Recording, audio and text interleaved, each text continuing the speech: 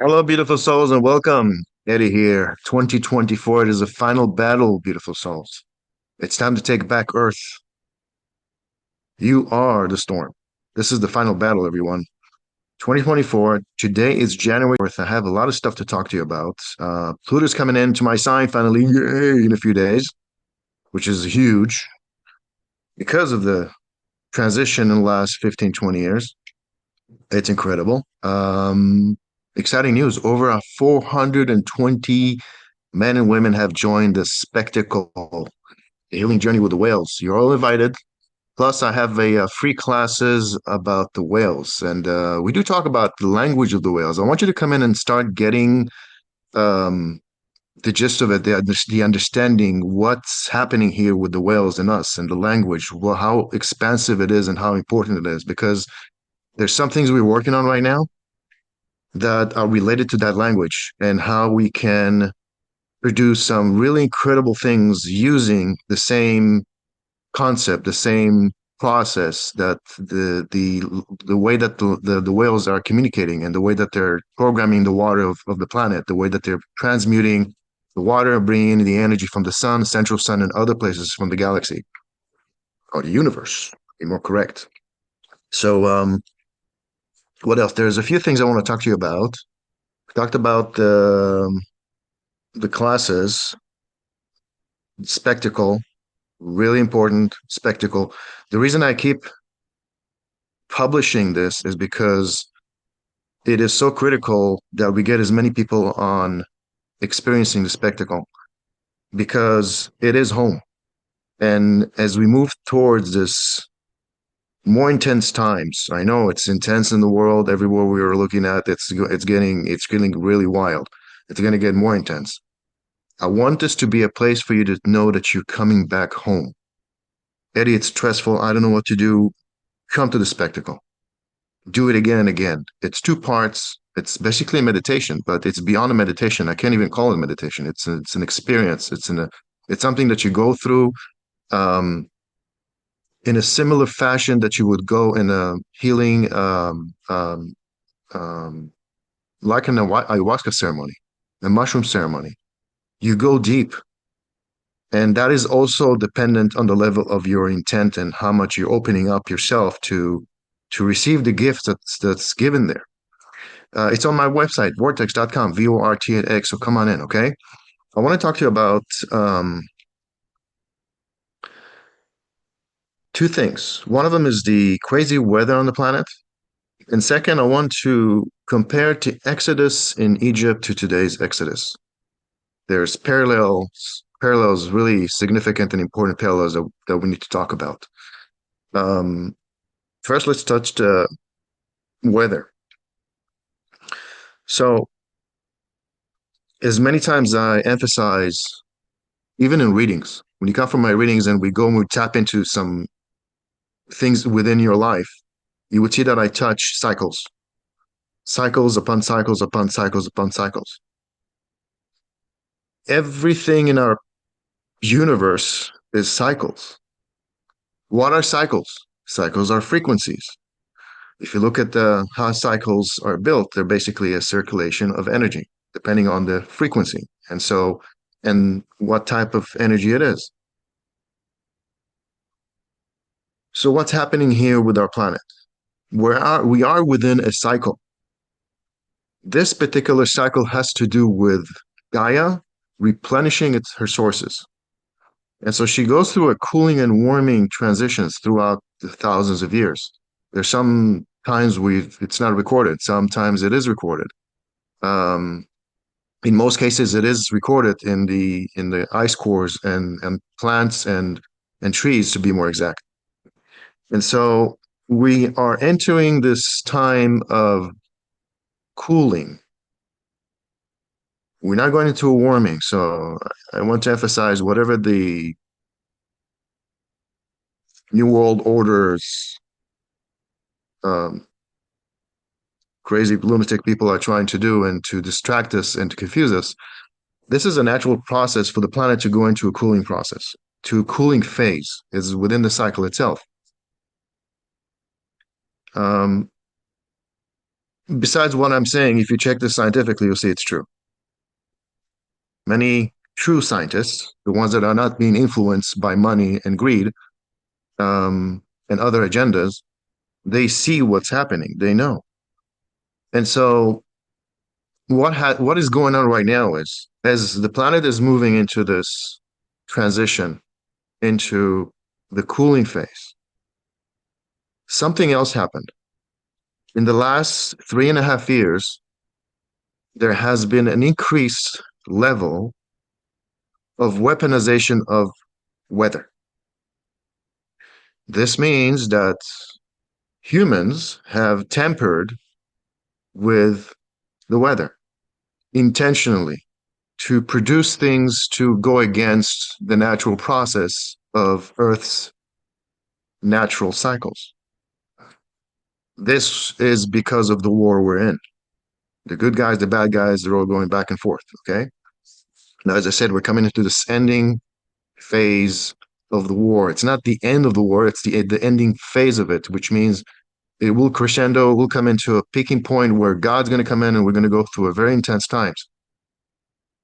Aside from that, I'm focusing right now just on the weather. Because of this intervention,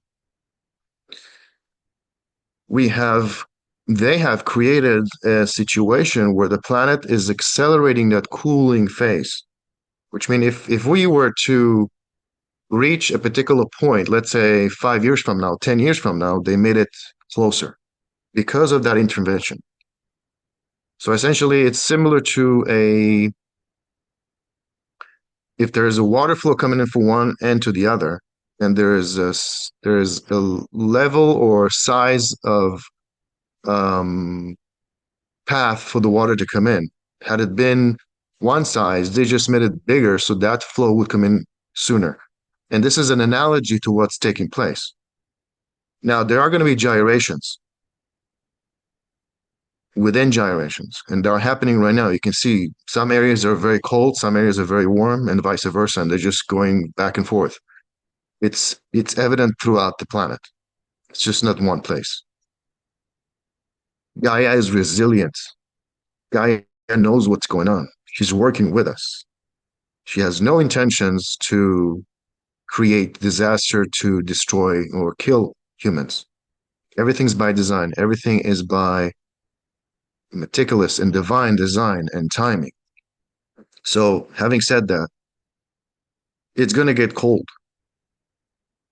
It's going to get really cold.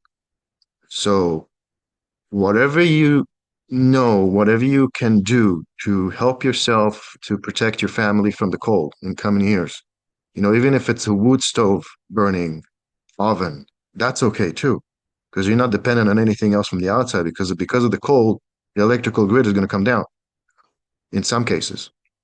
And so what are you going to do? Going back to the basics, going back to nature. Okay.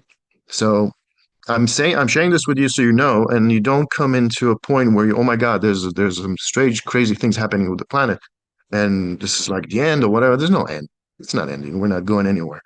We have a long way ahead of us. Beautiful, beautiful journey ahead with beautiful future for ourselves and our children. Now, the next thing I want to talk about is the Exodus. We are in an Exodus. We're exiting an old, we already exited that old vibration, the old energy of the planet before 2012. As we're transitioning through this precession of the equinoxes, which is 36 years in its fullest. The middle point was 2012. 2013 was year number one. As we're moving forward in time, we are acclimating and transitioning more into the depths of the new energy of the planet, a new area in which we're traveling through space, a new time variance. Time variance has to do with gravity and it has to do with consciousness, also has to do with water. And this is the reason why we're having so many changes on the planet where it comes to the gravity, has to do with time. Again, going back to time variance. And a little bit about time variance. What does it mean? It means that time shifts in direct connection with gravity. Now, because consciousness changes on the planet, gravity has to change, and so time has to change. So the time variances changes. Um, Not to lose track about what I was going to talk about. We're going out of the old and moving into the new. So this Exodus, quote unquote, is in direct comparison to the Exodus from Egypt. I don't know if some of you are familiar with the Bible stories of the Hebrews coming out of Egypt after 400 years of slavery.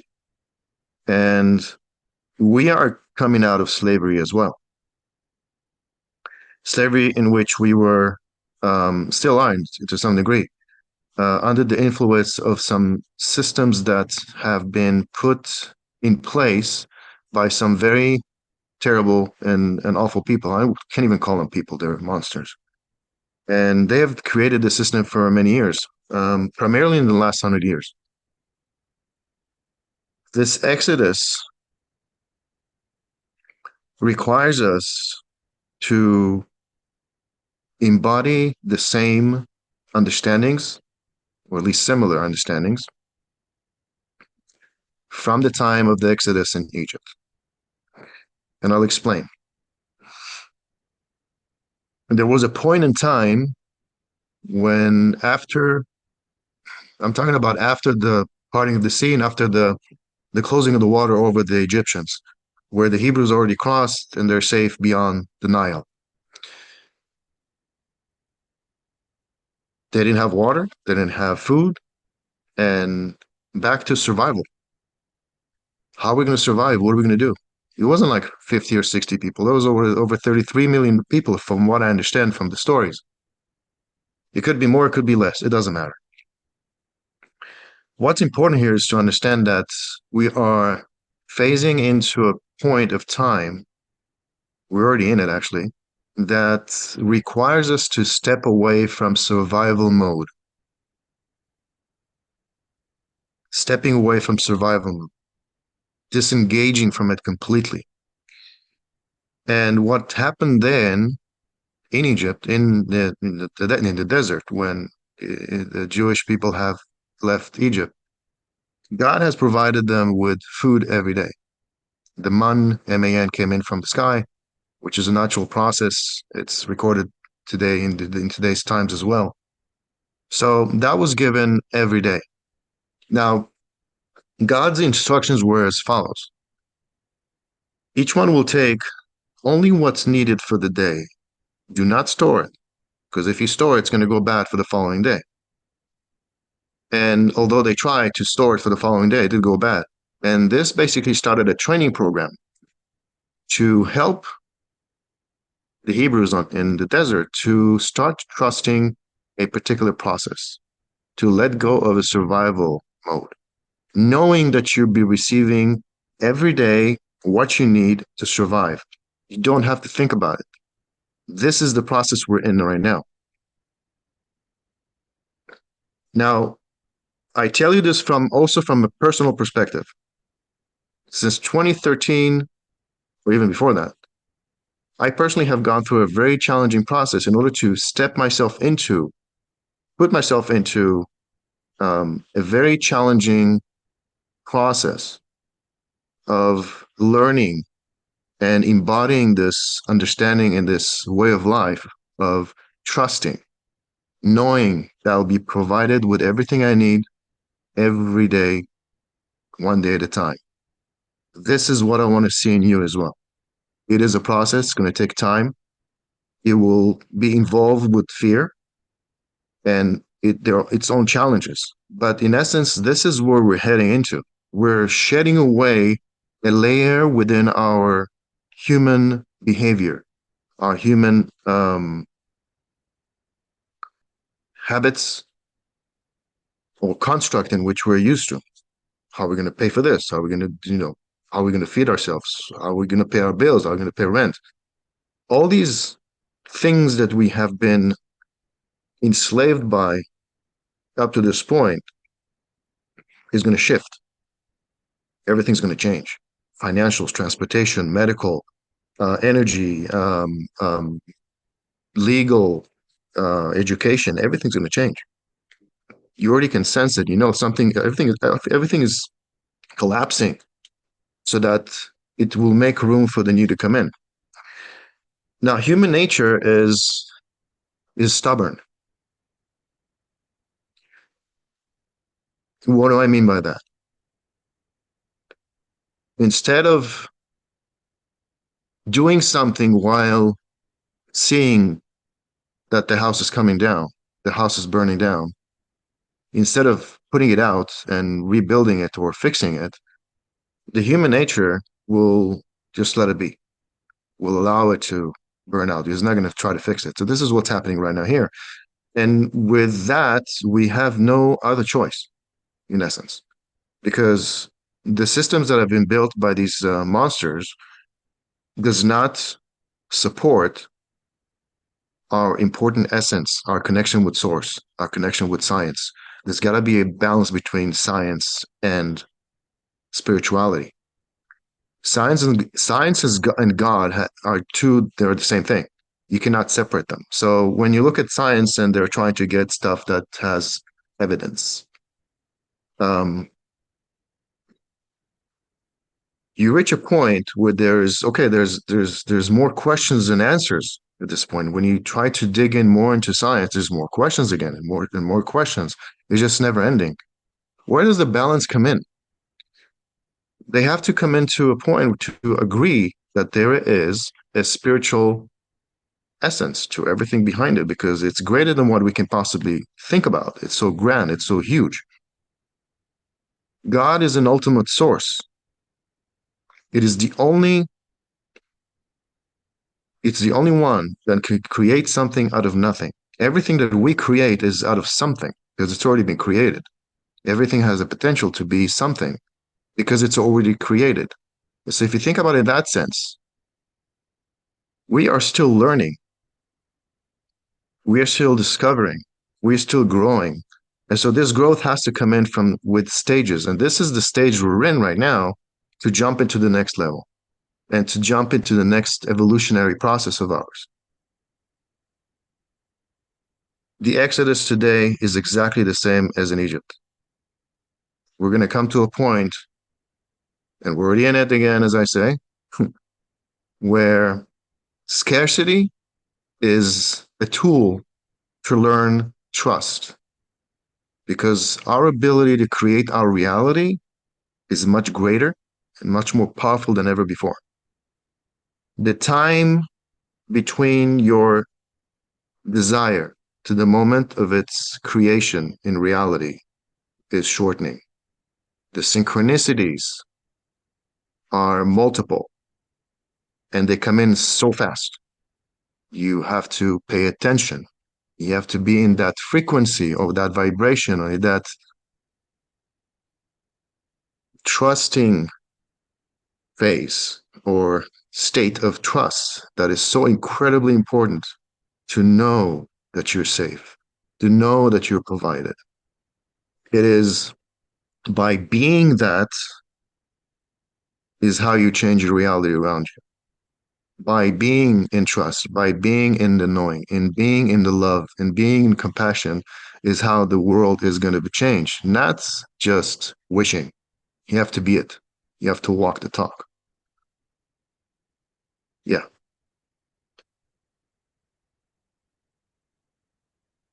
It is a beautiful process for all of us. And as we're moving forward in these days and times, this is something I didn't know years ago. I just figured this out in a couple of years ago with regards to Pluto. I didn't know that was such a significant and powerful cycle. Again, we're talking about cycles. Every planet has a cycle, and with gravity and time, it has an effect on us. Time variance, gravity, consciousness. And when it's going to shift here in the next few days on the 21st of January, we're moving into a very peculiar, very important timing in this transition, where it's going to open the possibilities for some of the things to come in that were not possible before. And it's going to shake things to the core. It's going to reveal things in ways that we haven't been able to reveal up to this point.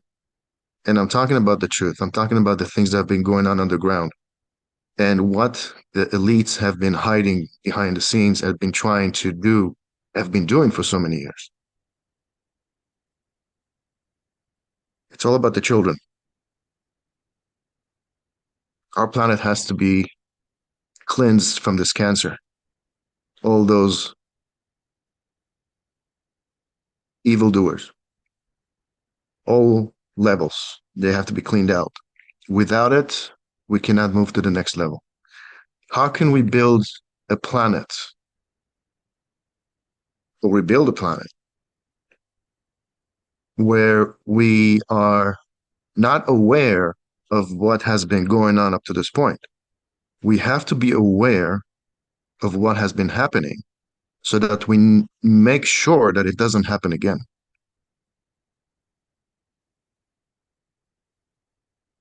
Clean water, clean food, free energy, beautiful technologies, a positive and benevolent AI,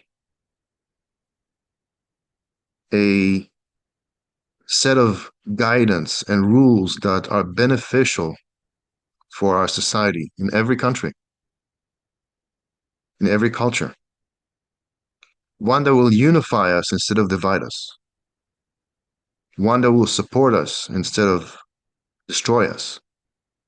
And again, the most important thing is our children, so that our children have a safe, healthy, beautiful, and joyful planet for eons and forever. I'm Eddie BenAbraham. I love you. Come to the spectacle on Vortex and hope to see you soon. Okay? Tons of love. Talk to you soon.